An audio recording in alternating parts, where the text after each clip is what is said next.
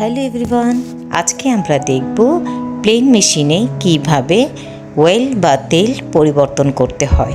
আমার মেশিনে 6 মাস ধরে তেল এই রকম অবস্থা হয়েছে, যা আমি পরিবর্তন করব। দেখেন, একটি ফ্ল্যাট স্ক্রুড্রাইভারের সাহায্যে আমি এইখানের স্ক্রুটাকে লুজ দিয়ে নিব এবং এখানে আমি একটি প্লাস্টিকের বোতল সেট করেছি। স্ক্রু লুজ দেওয়ার পরে সবগুলো তেল এই বোতলে এসে জমা হবে।